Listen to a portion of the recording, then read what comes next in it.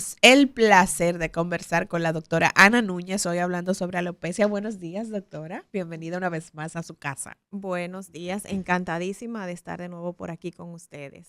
Hablábamos al inicio del programa, el doctor Rafael Montero, cuando planteábamos el tema del cual vamos a conversar en el día de hoy, de la importancia que la gente le da al pelo, doctora. No, y ya no es solamente un tema de mujeres, los hombres también se preocupan. Dice Kelvin que no, que anda con una melena rizada por ahí, pero Sí, los hombres se preocupan también, doctora. claro, claro que sí. Los hombres se preocupan muchísimo por la apariencia de su cabello, sobre todo ahora con las tendencias a tener el pelo rizo, tanto las hembras como los varones, y los cuidados que eso lleva. Claro, claro. En ese sentido, doctora, hoy hablamos de alopecia.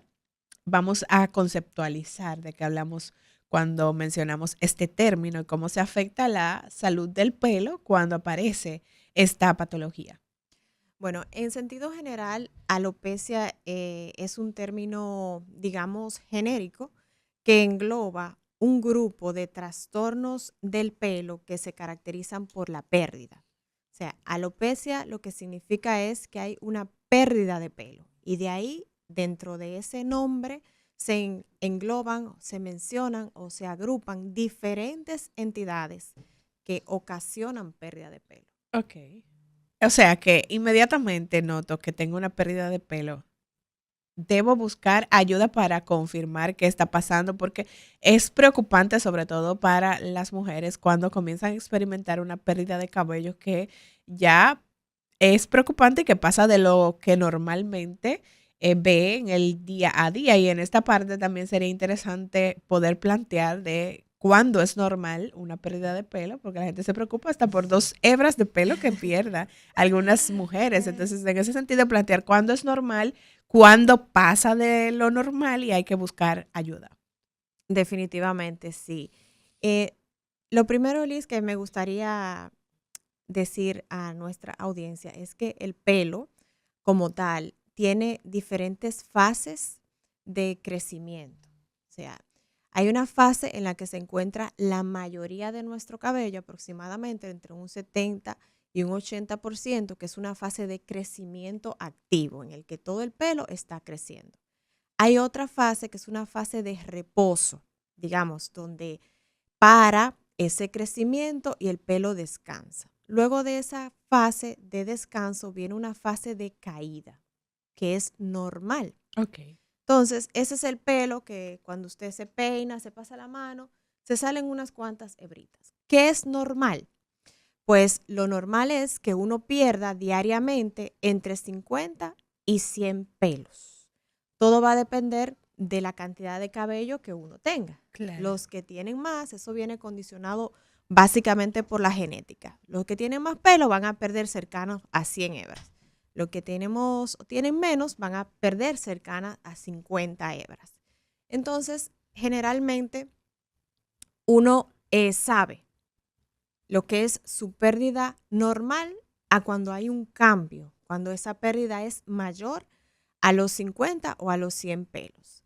Ahora bien, si esa pérdida, porque hay una pérdida que ocurre relacionada a, digamos, a las estaciones estacionarias, Ajá. generalmente después del verano, cuando la gente toma mucho sol, cuando va a la playa, ya para esos meses de octubre se cae un poquitito más el pelo. Ahora bien, cuando esa pérdida de cabello pasa un mes, o sea, cuando ya usted tiene un mes, se me está cayendo el cabello más de lo normal. No es la caída que yo acostumbro a ver. Y ya hace un mes, entonces ahí sí uno debe de consultarse con un dermatólogo para ver la causa de esa pérdida de pelo. Claro, entonces ahí sería interesante, doctora, porque, como decía, es preocupante y entonces la gente comienza a buscar opciones de inmediato para frenar esa caída del pelo antes de pasar por la consulta de la doctora Ana Núñez. La gente usa de todo, remedios caseros, todos los productos que hay en el mercado que prometen detener la caída del pelo, prometen crecimiento del pelo y entonces en esta parte nos gustaría hablar de la importancia de poder evaluar primero lo que está ocurriendo antes de tomar medidas desesperadas que quizás puedan empeorar el problema. Sí, así es. Fíjate, Liz. como decíamos que la alopecia es un término genérico, Ujú. todas las pérdidas de pelo, todas las alopecias, digamos que tienen un apellido. Ok. Igual que como tienen un apellido, tienen una causa diferente.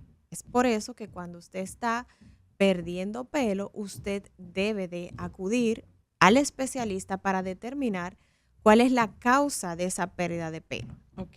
porque hay muchas en verdad.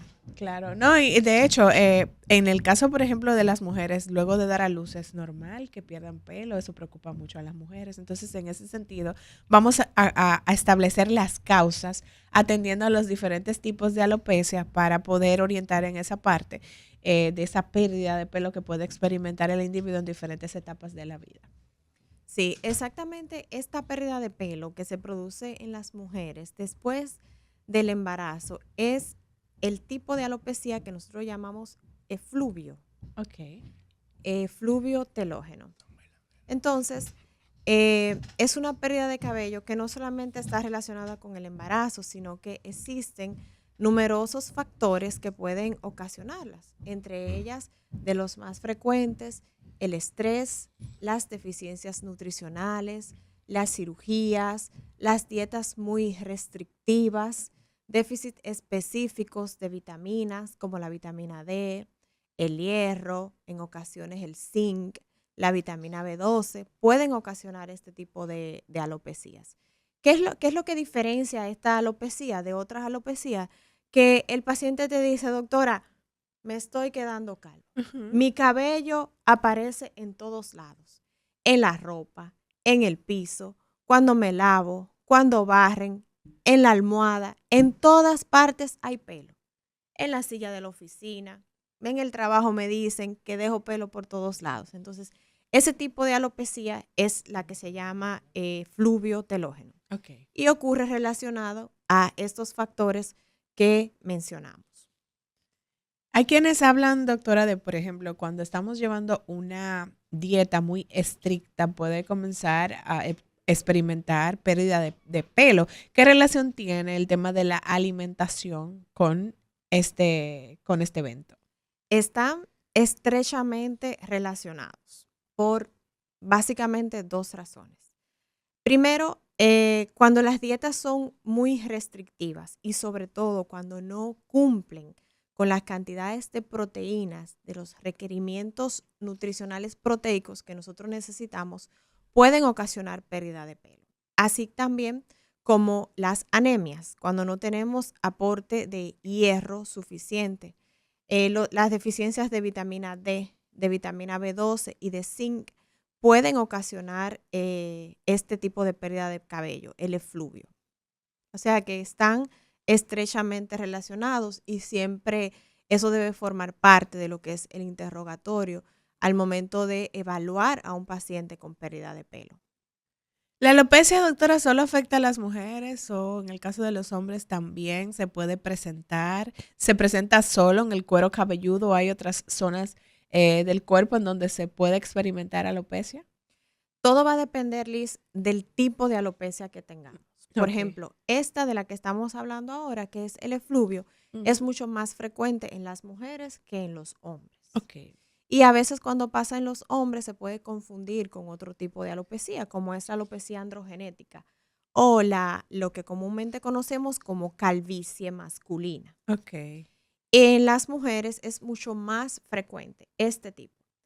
Hay un tipo de alopecia que se conoce como alopecia areata, que Ajá. es básicamente un proceso inmunológico en el que por una razón desconocida el folículo piloso es atacado por células del propio cuerpo y van a producir una pérdida. Entonces, en este caso, la alopecia, aparte de afectar el cuero cabelludo, puede afectar cualquier área pilosa del cuerpo.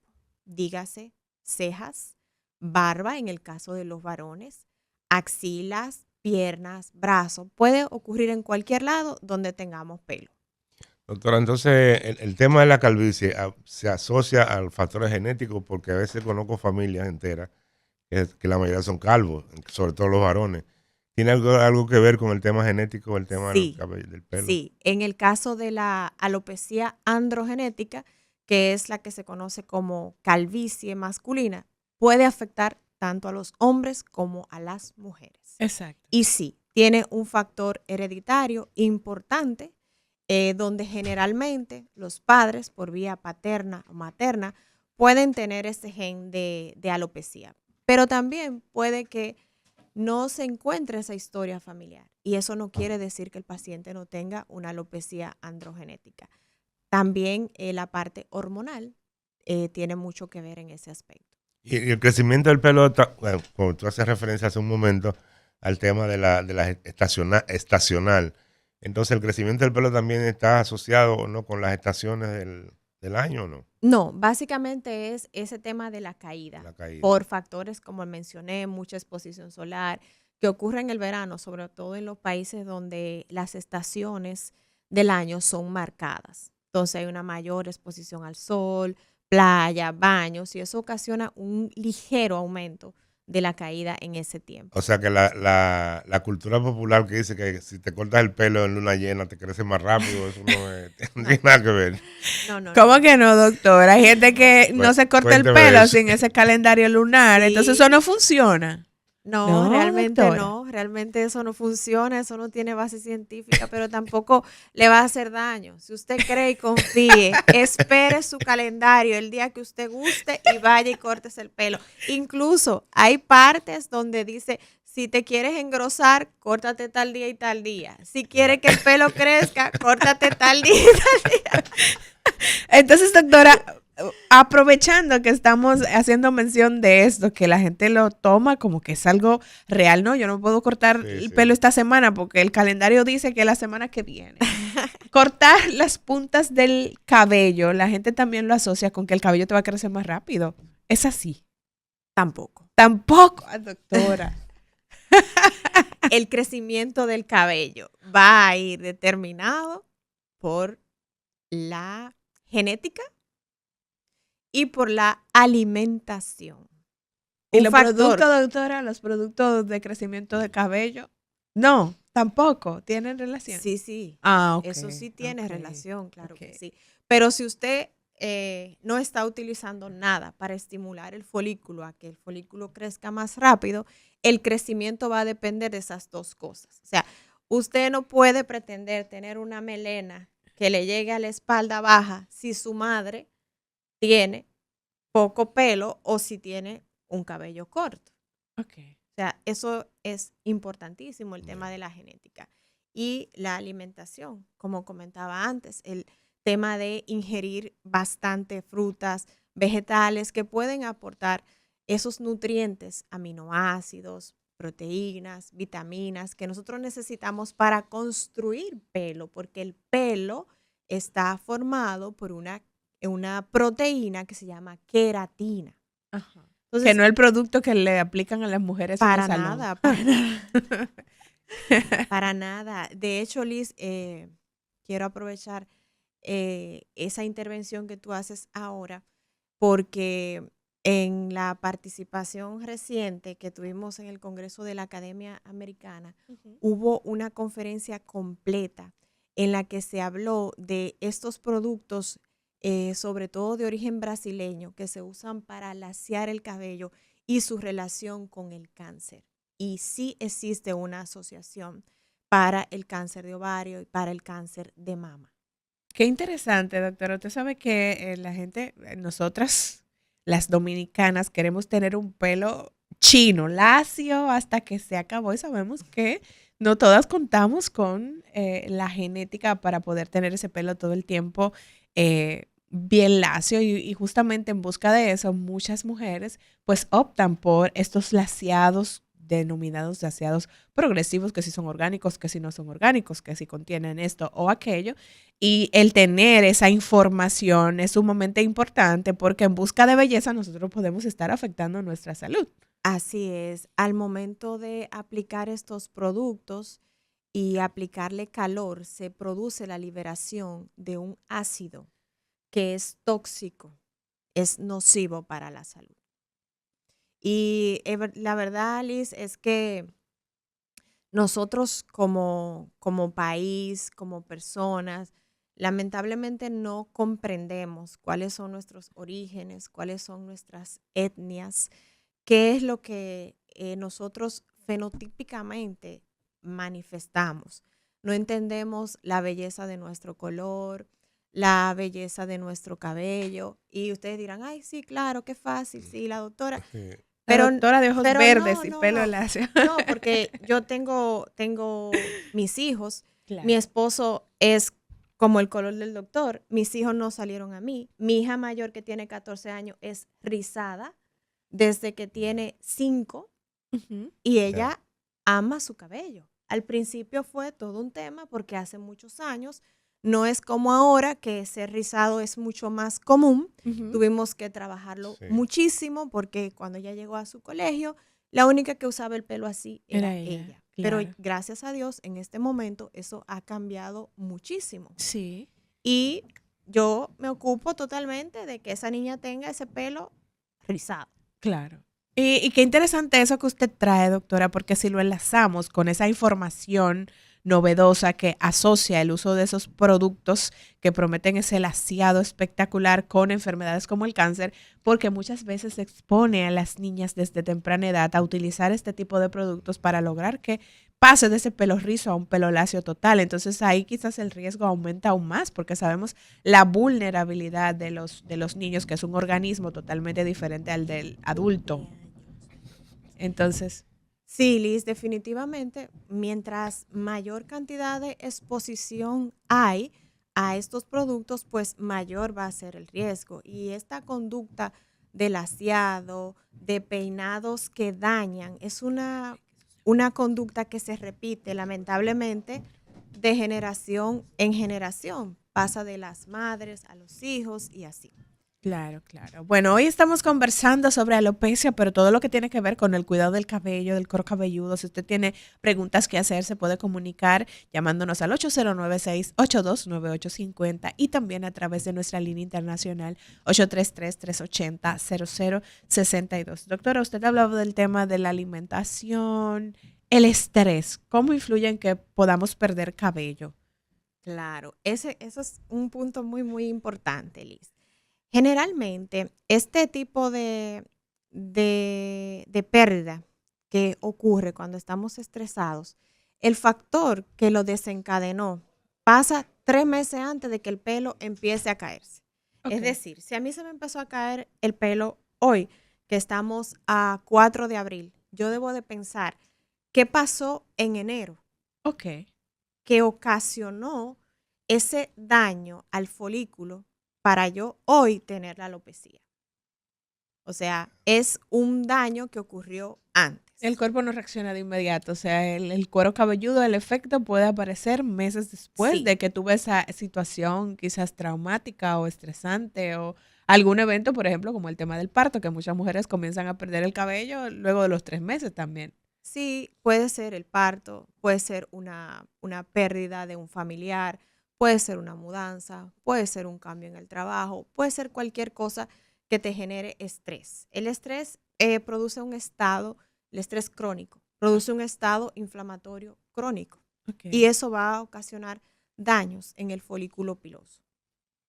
Entonces, partiendo de los efectos nocivos que puede tener los productos que se usan para el tratamiento del cabello, es importante entonces que cada vez que se va a adquirir algún producto, que se revise el etiquetado de ese producto para ver qué tipo de sustancias contiene. ¿Cuáles son las sustancias que podrían estar, digamos, generando efectos adversos? Me estoy comprando este producto para ponerme el cabello bonito, lindo, pero me estoy también contaminando. Sí, esos efectos adversos se vieron básicamente asociados a productos de que se usan mucho en Brasil y que en un momento también lo tuvimos aquí en el mercado, que son productos derivados del formaldehído. Formaldehído. Entonces, al momento en que se aplica calor sobre el pelo, porque esos productos se aplican y luego se pasa caliente, Sí. se secan o se planchan. Entonces, en ese momento ocurre una liberación de estos ácidos. Ahora mismo creo que no recuerdo exactamente el nombre, eh, que es el que se ha relacionado con la toxicidad. Ya. O sea, cuando usted vaya a comprar y vea que contiene Formaldehído. formaldehído, no compre ese producto. Exactamente, el formaldehído. Bueno, doctora, ¿cómo determinar que una pérdida de cabello se está dando de manera natural? Porque el cabello ya cumplió con ese ciclo de que creció, se mantuvo ahí, ahora debe caerse a cuando se trata de una afección como la alopecia. ¿Cómo se establece ese diagnóstico? ¿Qué tipo de pruebas hay que realizar al paciente cuando llega con esa preocupación de que está perdiendo mucho cabello? Sí. Lo primero es la historia clínica, ¿verdad? Porque el paciente va a ver un incremento en la caída a lo que es su caída normal, que es de 50 a 100 pelos diarios. El cabello va a empezar a caerse en mayor cantidad. Entonces, ahí empezamos a investigar al paciente sobre cuáles son sus hábitos, tanto alimenticios como su trabajo, incluso cuáles factores le pueden estar generando estrés, las cosas que hace. Y luego de esa adecuada historia clínica, entonces vamos a proceder con el examen físico. En el examen físico hay varios test que podemos hacer. Uno es traccionando el cabello y ver la cantidad de cabello que sale. Tomamos aproximadamente 1 centímetro cuadrado del pelo, lo traccionamos y lo normal sería en que salgan entre 4 y 5 pelos. Si sale más de ahí, entonces digamos que está positivo y eso nos sugiere la posibilidad de tener este tipo de alopecia que se llama efluvio telógeno. Pero también tenemos una herramienta que es altamente valiosa en dermatología y sobre todo en el estudio del pelo, que es la tricoscopía. Es que podemos ver tanto el cuero cabelludo como el pelo a un aumento grande, y ahí podemos ver las características y algunos patrones ya clínicos y de imágenes que se han establecido para cada tipo de alopecia. Y luego de eso, entonces, vamos a tener lo que es las analíticas. Ok, o sea que Buscando hay que todo. mandar analíticas. Sí, claro, hay que mandar analíticas, hay que mandar hemograma completo, pruebas del tiroides, incluso nosotros mandamos pruebas para descartar enfermedades del colágeno como el lupus, porque puede el lupus ocasionar este tipo de alopecia también. Entonces, mandamos todo, hierro, para ver que no haya algún tema de anemia, mandamos vitamina D, mandamos vitamina B12, o sea, buscamos. ¿Por qué? Buscamos porque si iniciamos un tratamiento y no corregimos la causa de la alopecia va a continuar. Si tenemos una deficiencia de hierro, no importa que yo le mande al paciente los mejores productos para la alopecia. Si no corregimos esa pérdida de hierro, la alopecia va a continuar. En este punto, doctora, que habla del tema del diagnóstico y hablando de esta herramienta que ustedes utilizan para poder verificar la salud del cuero cabelludo, hay muchos centros de belleza que ofrecen el tema de una evaluación capilar y utilizan unos aparatos y demás. ¿Qué tipo de capacitación debe tener una persona para establecer qué tan saludable está un cuero cabelludo? Porque a veces en esos centros de belleza lo que buscan es venderle un producto quizás a la cliente, y quizás esa cliente se confía de que esa evaluación fue hecha de manera correcta y que el diagnóstico que le dieron al final es oportuno y verídico, y entonces es importante orientar en esta parte. Sí, definitivamente. Lo que pasa con algunas de estas herramientas es que son, digamos que son completamente digitales, ¿verdad? Toman una foto del cuero cabelludo y en base a esa fotografía te sugiere el mismo aparato un diagnóstico o una condición. O sea, no dependen del expertise de un médico que ha estudiado, que conoce a profundidad cuáles son las características del pelo, cuáles son las cosas que son normales o cuáles son las cosas que no lo son. Y algunos de ellos incluso son para, más que todo, para textura, para la fibra capilar, no para el cuero cabelludo como tal. Okay. Entonces, a veces el aparato te da una sugerencia, pero eso debe de estar siempre sujeto a la interpretación de una persona que esté altamente capacitada, porque las inteligencias artificiales nos sugieren cosas, Ok. Sí, sí. Pero nosotros con nuestro ojo clínico somos lo que confirmamos o descartamos. Hay que humanizarla, la inteligencia artificial. Hay que Por humanizarla. supuesto. Sí, sí, sí. Porque da muchos errores. Y muchas veces, si tú la tomas simplemente por el resultado que te dio y no valida, verifica, pues puede cometer errores Sí, sí, sí, importantes. sí. Recuerdo ahora, doctor, que usted menciona es una paciente que vino a mi consulta muy preocupada, en este caso no por el pelo, sino porque ella se hizo un scan facial. Ya. Y le dijeron, o sea, doctora, mire, yo dije, con todo esto que yo invierto en rutina de cuidado y me dicen todo esto, no, pero me voy a tirar del puente. Y era una joven muy bonita, con una piel muy bonita. Ya. Pero le Sí. dijeron que le iba a salir cosas, que no sé qué, muchísimas cosas. Entonces hay que, Sí. todo esto está sujeto a nuestra interpretación. Por eso le hacía la pregunta, doctora, porque a veces los comercios, las marcas para vender, utilizan todas esas herramientas para poner las alarmas, prender las alarmas. A una Sí, mujer que sí. usted le diga que tiene 25 años y su piel luce de 35, todo lo que usted le ofrezca de ahí para allá se lo va a comprar porque Claro. no quiere mejorar la piel. Igual pasa con el tema de la salud del cuero cabelludo. Entonces, por eso es la importancia de que usted tenga cuidado a la hora de hacerse ese tipo de evaluaciones, que lo haga con un profesional, primero que tenga criterio, que tenga ética profesional y que lo que les recomiende sea para beneficiarles realmente y no para lucrarse económicamente. Doctora, tenemos que ir a una breve pausa. Al regreso, entonces hablamos luego del diagnóstico que hacemos con un paciente con alopecia. No se mueva de ahí, volvemos en breve.